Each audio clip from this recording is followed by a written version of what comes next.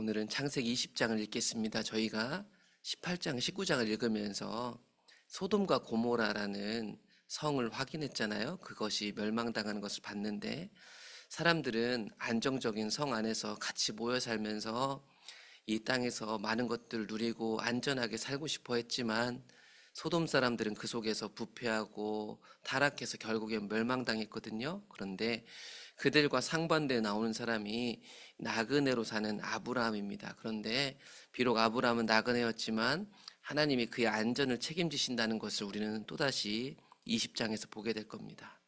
20장에 가보면 아브라함이 나그네였기 때문에 또 아내 사라를 빼앗길 수밖에 없는 상황들을 우리는 보게 되는데 20장 1절에 가보면 아브라함이 거기서 네게부 땅으로 옮겨가 가데스와 술 사이 그랄에 거류했더라. 여러분 여기 나오는 워딩들을 잘 보시면 가나안 땅이란 곳에서 아브라함은 나그네로 이곳저곳 옮겨 다니면서 유목민으로 살았습니다. 자기가 가축들을 치고 있었기 때문에도 그랬고요. 여기는 자기 고향 친척 아버지 집이 아니니까 그랬을 겁니다. 그래서 보시면 계속 옮겨 다니고 거류했다는 건 나그네로 여기 잠시 텐트를 쳤다는 겁니다. 그래서 블레셋 사람들이 살고 있었던 그랄이라는 땅에 거기에 또 텐트를 치며 머물게 된 거죠. 그래서 여기에 있는 그랄이고 이쪽 지역이 보통 블레셋 사람들이 살고 있었던 땅입니다. 거기서 아브라함이 그의 아내 사라를 자기 누이라 하였으므로 그랄 왕 아비멜렉이 사람을 보내어 사라를 데려갔습니다. 이번에도 아브라함이 사라를 자기 여동생이라고 말했습니다. 우리는 앞에서도 봤는데 자기 여동생이라고밖에 말할 수 없는 이유가 나름대로 있었습니다. 아무튼 자기 여동생이라고 말했기 때문에 이 그랄에서 왕이었던 아비멜렉, 이 왕을 지칭할 때 아비멜렉이라고 지칭해요. 그랄 왕이 아브라함의 여동생이라고 생각하고 이 사라의 아름다움을 보고 뺏어간 거죠. 쉽게 보면. 창세기 12장에 가서 이 아내 사라를 동생이라고 속였던 이유가 12장에서부터 우리는 발견되는데 12장에서 아브라함이 기근 때문에 이집트 갈 때도 똑같은 일을 했는데 왜 그랬냐면 아브라함이 이렇게 얘기를 합니다. 내가 알기에 사라 당신은 아름다운 여인이라 애굽 사람이 그대를 볼 때 이르기를 이는 그의 아내라 하면 나는 죽이고 그대를 살리리니 원하건대 그대는 나의 누이라 하라. 그러면 내가 생명을 보존할 것이다. 무슨 얘기냐면 이 아름다운 아내 사라를 아내라고 했다가는 이 사라를 뺏고 싶은 사람이 결국 남편을 죽이고 남편 없는 여자에 대한 자기 소유권을 자기가 가질 수 있다라는 생각을 가지고 뺏어갈 거란 얘기입니다. 그러니까 이 사라를 누이 동생이라고 해야 자기가 살아남을 수 있기 때문에 또다시 여기 가서도 동생이라고 속인 거였죠, 사실은. 이번에도 이 일에 하나님이 개입해 주셔요. 그런데 그 밤에 하나님이 아비멜렉에게 꿈속에 나타나셔서 이르되 네가 데려간 이 여인 때문에 너는 죽을 것이다. 그는 남편 있는 여자다. 이렇게 얘기를 합니다. 그러니까 나그네로서 아브라함이 살기 위해서는 어쩔 수 없이 속일 수밖에 없는 상황이었어요. 그 당시 그가 살고 있는 세계가 그런 거죠. 그런데 그를 하나님이 뒷받침해 주셨는데 아비멜렉에게 이 여자가 남편 있는 여자라는 것을 알게 하셔가지고 그 꿈속에서 아비멜렉이 하나님 앞에 억울하다고 호소하죠. 아비멜렉이 그 여인을 아직 가까이 하지 아니하였으므로 그가 대답합니다. 주여 주께서 의로운 백성도 멸하십니까? 저는 이 여자에게 손대지 않았고 나는 이 여자가 남편이 있는지도 몰랐습니다. 라고 억울함을 호소하는 거죠. 그가 나에게 이는 내 누이라고 하지 아니하였습니까? 그 여인도 그는 내 오라버니라고 했습니다. 나는 온전한 마음과 깨끗한 손으로 이렇게 했습니다. 속았을 뿐 내 양심에 거리낌이 없이 데려온 겁니다. 이렇게 얘기를 합니다. 하나님도 그걸 아신대요. 그래서 하나님이 꿈에 또 그에게 말씀하셨죠. 네가 온전한 마음으로 이렇게 한 줄은 나도 알았으므로 너를 막아 내게 범죄하지 아니하게 하였나니 여인에게 가까이 하지 못하게 함이 이 때문이다. 이기래요. 그래 네가 모르고 이러는 것 나도 안다. 그래서 내가 지금 꿈에 나타나서 이거를 막아서 범죄하지 아니하게 하고 있다. 그러면 하나님이 아브라함을 보호하시고 그의 아내 사라를 보호하고 계셨습니다. 그러면서 아브라함에 대해서 이 그랄 왕에게 이 아브라함의 존재에 대해서 하나님이 설명합니다. 이제 그 사람의 아내를 돌려보내라. 그는 선지자다. 그가 너를 위해 기도하리니 내가 살려니와 내가 돌려보내지 아니하면 너와 내게 속한 자가 다 반드시 죽을 줄 알지니라.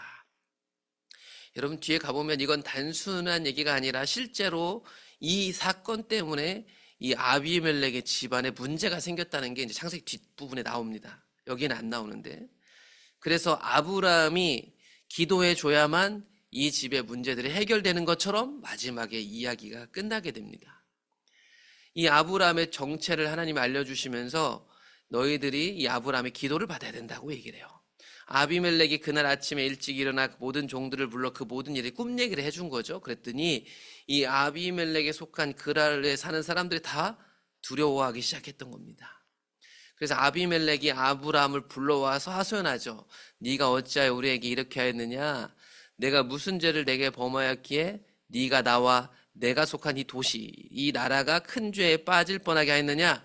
내가 합당하지 아니한 일을 내게 행하였도다 하고 아비멜렉이 또 아브라함이 물었죠. 도대체 무슨 이유로 이렇게 했느냐? 이제부터 아브라함이 답변한 얘기를 들어보면 그동안 왜 아내를 동생이라고 했는지 나와요. 아브라함이 말하죠. 이곳에서는 하나님을 두려워함이 없으니 내 아내로 말미암아 사람들이 나를 죽일까 생각하였기 때문입니다. 그리고 실제로도 이 아내는 저의 이복 동생이 맞습니다. 그런데 제 아내가 된 것이죠 말해요.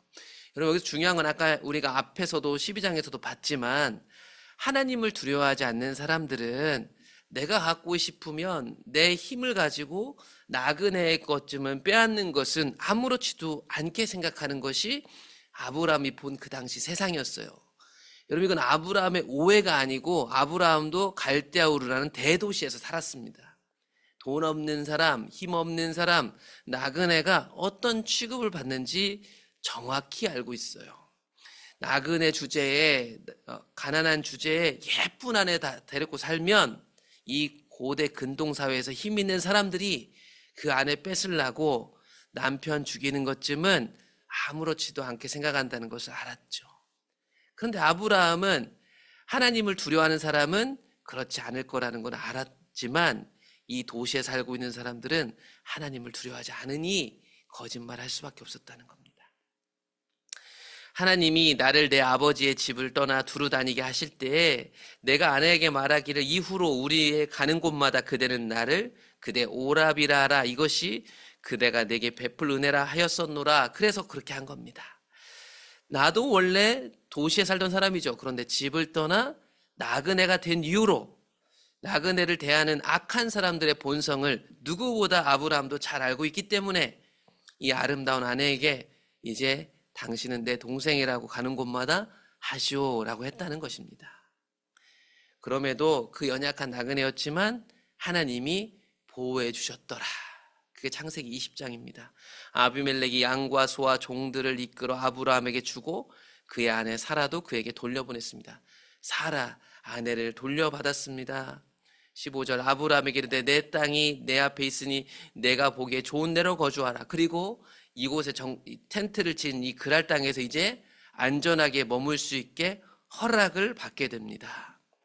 사라에게 이르되 내가 은 1000개를 내 오라비에게 주어서 그것으로 너와 함께한 여러 사람 앞에서 내 수치를 가리게 하였노니 내 일이 다 해결되었느니라.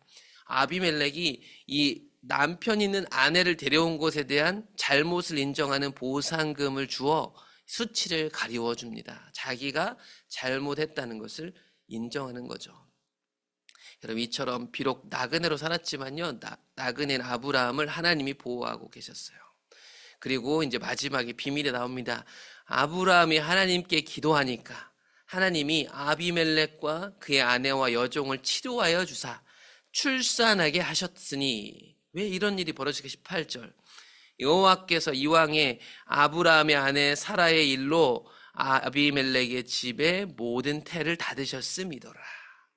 그러니까 사라 데려온 일 때문에 아비멜렉 집안에 출산이 막히는 일이 발생했던 겁니다. 그리고 이 모든 것이 살게 해주고 아내 돌려보내주고 자신의 잘못을 인정하고 그러므로 아브라함이 하나님께 기도해 주니까 이 사람들에게 내렸던 하나님의 저주가 해결되었더라. 이게 비록 나그네였지만 그 이방 땅에 사는 아브라함과 함께 하셨던 하나님의 능력이었습니다. 그럼 나그네로 사는 삶은 위험한 거잖아요. 여러분, 가난한 거 불편하고 많은 위험들이 도사리고 있잖아요. 그런데 그런 것들을 다 누가 책임지시냐? 하나님이 안전을 책임지신다고요. 여러분, 우리가 이 땅에서 부자로 살아봤자 얼마만큼 부자가 될까요? 뭐 이재용은 걱정이 없을까요? 위험이 없을까요? 다 똑같은 위험 속에 살고 있어요. 그런데 누가 안전을 책임질까? 하나님이 안전을 책임지는데, 이게 믿어지는 사람하고 믿어지지 않는 사람하고의 삶의 질은 분명히 다를 거예요. 하나님을 두려워하지 않는 사람들은요, 약육강식의 법칙을 따라 삽니다. 그래서 내가 갖고 싶은 것을 위해 힘이 없는 약자에게 고통을 가하는 것들을 다양한 방법으로 할 수 있습니다. 오늘날엔 대놓고 뺏지 않지만 다양한 방법으로 뺏을 수 있죠. 갈대아 우르에서 살던 아브라함도 이 사실을 누구보다 잘 압니다. 그러니까 가는 도시마다 이 텐트 치고 사는 이방인인 자기는 사라를 동생이라고 속일 수밖에 없었던 거예요. 동생이라고 속이지 않았다가는 이 여자 뺏으려고 남편 죽이려고 할 게 뻔했으니까요. 그렇게 나그네로 산다는 것은 위험에 쉽게 노출된다는 것이지만, 오히려 거기서 하나님이 나의 안전을 책임지신다는 것을 가장 가까이서 배울 수 있는 자리이기도 했죠. 이게 참 아이러니해요. 우리는 안정적이고 싶은데 안정적일 땐 참 하나님 잘 보이지 않는 것 같아요. 오히려 위험에 노출된 사람들은 오히려 하나님 앞에 절박해집니다. 성도는 사실은 그런데 근본적으로 보시면 이 땅에 사는 동안 나그네입니다. 왜냐하면 우리 집이 저 하늘에 있기 때문에. 이 믿음을 꼭 놓치지 않으셔야 됩니다. 우리를 하나님이 책임지신다. 이 믿음이 우리를 부요하게 만드니까요. 그래서 나그네지만 능력 있고 나그네지만 부자처럼 삽니다. 그런 저와 여러분들이 되기를 다시 한번 다짐하면서 새벽부터 하나님의 은혜를 누리셨으면 좋겠습니다.